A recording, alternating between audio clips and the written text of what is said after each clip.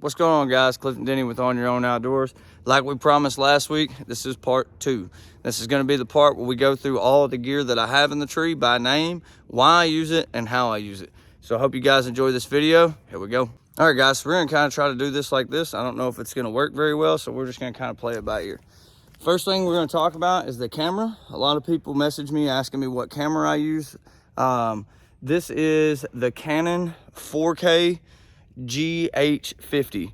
I think whenever I bought it, it was, I don't know, $1,500, and I'm pretty sure now, and that was only a year ago. If y'all know anything about technology, it just keeps getting better, and the price of this stuff goes down a year after. So I think now you can get one on Amazon for, I don't know, roughly about $1,000 or something like that. Mine's camouflage. The reason being is cabela's.custom.com. I'm going to tell you now, I don't care what kind of camera you use, get on cabela's.com and they will have a wrap for it. So when I first got this camera, I didn't think it was a big deal, so I didn't wrap it. And the first time in the tree, I caught the sun just right and it was up there glistening. So I went and got me a wrap. The next thing we're going to talk about, since we're standing right here, you see the movability of this thing? It's just phenomenal. We'll talk about that in a minute. But next thing is the VariZoom RL100. So VariZoom is the go-to. I don't care what anybody tells you whenever it comes to your, I don't know, I'm going to call it your controller for your camera. So what it does, it kind of wraps around the arm and then it plugs in up here in your remote hole. What's important about this thing? So just like everybody else, these things are like 150 bucks, and that sucks. It just is what it is. When I very first started, I bought a cheap little $25 one, and I was like, I mean, it's a zoom button. Who cares, right? You will care. So it kept hanging. It wasn't smooth when it zoomed in and out. And then the first time it got heavy dew on it, it crapped the bed, and I was up in the stand having to manually operate it, which, in case you don't know, if you haven't got into filming yet, that is a pain. So I went with the VariZoom. They have multiple kinds of these. I like this one because it's I call it the lay your thumb on option. So basically that's in, this is out. And then the only other button that I have to worry about is the record button. So I literally can reach over here, hit that, like center fill, right? Just like you were typing or something, center fill. I've got this little knob. This little light here is actually what it is when you're recording, that lights up. But I feel it, I hit the record button, and I don't even have to look at my camera, and I can operate. That's all I've got with this. The other cool thing about it is the adjustments. It's super quick, super easy. So if you're gonna leave your camera arm in a tree overnight, you can detach that real quick so it doesn't ruin this if it decides to rain. All right, so we're gonna move on down. The next thing, I highly suggest, if you're gonna spend money on one thing, it is the fluid head, right? And so the one that I use is the Be Free Live. Again, guys, you can get this on Amazon. I think it was like 125, 130 bucks.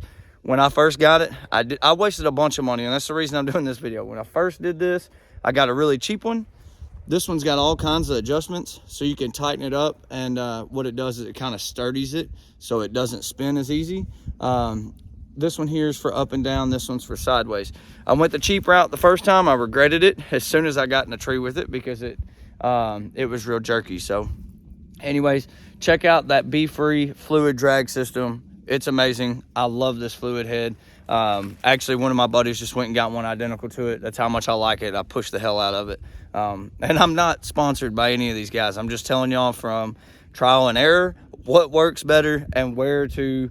Some places, guys, you can cut the funds, you can cut the money, but some places you cannot, right? So when it comes to your camera, you can buy the like $600 handy cam, and it'll get you through. This other stuff, I'm telling you, spend a little bit of extra money in the beginning. It's going to save you money in the long run. So, all right, next up is the camera arm. So, camera arms. There's always a whole bunch of people that anybody you talk to is going to like a different camera arm. So the first camera arm that I went with was one from Walmart. I don't even remember the name of it, but it was a, I don't know, like $40 camera arm. It was heavy. It was heavier than this one in half the size. It was heavy. It didn't have any adjustments on it. You put it on the tree, and that's basically kind of what it was. And so I went from that one to a carbon one. I won't name what it was.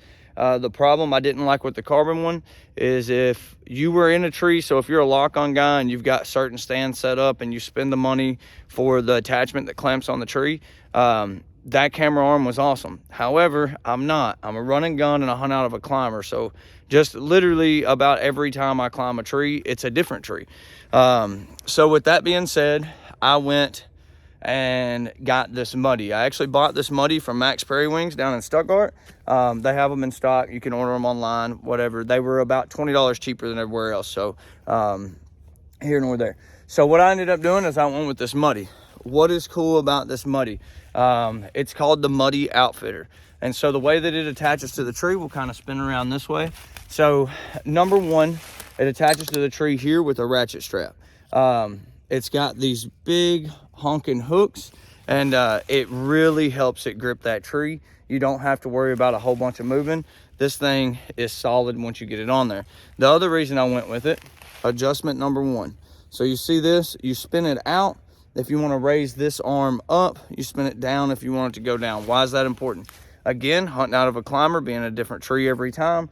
If I'm at a cant, my camera doesn't have to be at a cant. I can twist that, rotate it, and it brings it back level. The other thing is these two guys here. So again, if the tree's leaning in an opposite direction, you can flip these down and rotate the whole camera arm so that you can level it up. Where this comes in clutch for me is I like to hunt the side of ridges.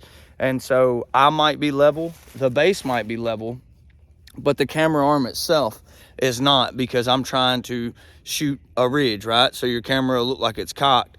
And this gives you availability to adjust that out so that you don't have that option, or so that you don't have that issue. So again, that's the Muddy Outfitter. The last cool thing about the Muddy Outfitter is if you see this here, you've got a level. So you don't have to eyeball it. Once you get in the tree, this comes off. So you'll set your base up, you'll get it eye shot's what I call it, so it looks good. You'll come in, slide this guy down in the hole. Now that it's in the hole, you can adjust it to meet your level. And then out here on the end, the Be Free comes with the level as well. So why is that important? Well, if you get one of these camera arms or one of these fluid heads that don't have a level on it, you'll understand, because you're going to video and it's going to look like this. And you're going to be super upset messing with the editing software, trying to get it right. Where with this Be Free, it comes with a level. So even though the base is level, you can imagine once you get 2.5 foot out, this might not be level. So what I have found with mine is that this has to be canted, what I call uphill just a little bit. So to the right just a little bit. And usually if that's canted to the right in the bubble just a little bit, so it's just a little bit of right of center, this one out here will be pretty close to dead on. So there's just a little tip for you if you end up with a setup like this. So when it goes around the tree, the ratchet strap just comes back. It's got this little knob here. I also use this as a secondary place. I hang my grunt call from this, so here nor there. All right, so move around the tree. This is what I was telling y'all about earlier. This is how I hang my bag and my arrows. So as of right now, again, this is my private land setup. You can buy the little duck hunting strap. They're like 13 bucks. And it clips and has like 3 different hooks on it. You can use that instead. So what I do is I knock an arrow and then I hang my quiver straight against the tree so that it's as, kind of smooth up against there as you can. And then I literally just hang my Walmart bag, because I mean, it's a backpack. A backpack's a backpack is a backpack, right? I'm not worried about how it totes because I strap it on a stand. So I use this little cheap Walmart bag and it does phenomenal. So yeah, guys, for the most part, I guess we can look at this one time.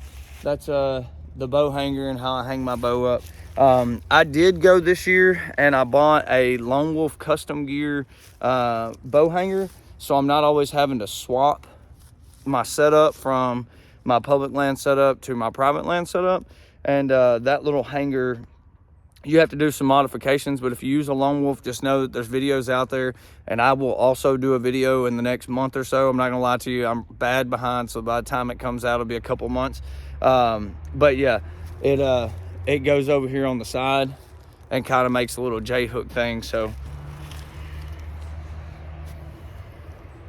if y'all can hear this, the little 5 acres that I picked up, that I shot the big 8 on, they are logging the property right behind it. And every time one of these trucks come by, I want to cry. So I guess what I'll talk about last, I know I said I was done, but never done, right? So what I'll talk about last is my pull-up rope. All my pull-up rope is a cheap Ace Hardware rope. I usually cut them about 30 foot. That way, if I'm 34, 35, by the time my bow is basically standing up, it's good to go and I'm fine. But yeah, that's all I use. I tie it onto the base of my stand here. And then once I get up in the stand, I wad it up, put it up here like this, back behind so it's out of the way. And then I camo dust the hell out of it. So, because, you know, it's a scent wick, man. You're touching it with your hands constantly. And so that's what I do with mine. Let's see. I'm trying to think. Last tip I have for you guys, if you're just getting into bow hunting, if you're not just getting into bow hunting, like and subscribe. We'll catch you later. But if you're just getting into bow hunting, hey, pulling your bow up into the tree and then taking your bow and dropping it down out of the tree. When you are pulling your bow up in the tree, make sure that you tie your pull-up rope on the top of your bow. The reason for that is it'll keep your quiver, your arrows are sticking up like this, it'll keep them from hooking on stuff. When you take and you're going to lower your bow, tie your pull-up rope to the bottom of it. That way, again, these things aren't sticking down like this. Your arrows are sticking up. They won't hook on the limbs and stuff as you go up and down. I don't know how many years of bow hunting I did before I finally realized that. That's the reason I just threw that in here. So yeah, guys, that's kind of my product dump from the tree and how I set up. The key takeaways, don't forget, if you're using a climber, that knee high. When it comes to your camera arm, set it down low, hug it in close to your side so you don't miss that shot opportunity on your right-hand side. And then with your bow and where you hang it at, it's shooter preference. Again, I like mine up high, and the only reason is no matter what bow hanger I'm using, it keeps it out of my way for my shot. If you're gonna run a camera in the tree, you're gonna have all kinds of stuff in the tree. What I don't wanna do is miss a shot opportunity because I look like a spider sitting 35 foot up in there. So that's all I got for you guys today, man. Don't forget to like and subscribe. Hit that little bell. You never know when we're gonna drop another video that could be helpful for you. Again, guys, I started this page to help, and that's what I'm sticking to. I hope this helps somebody. Season's getting ready to wrap up. If you still got some tags, good luck, because you're missing a bunch of foliage in the trees. It's hard to hide. But anyways, I've got one more doe tag here in Arkansas. We'll probably try to get it filled into January, early February. And yeah, y'all won't see this video for a couple weeks, but I'm leaving for Alabama in, I don't know, 4 or 5 days. And so maybe we can get something done there. So good hunting, guys. I appreciate you guys for watching, and we'll see you later this week.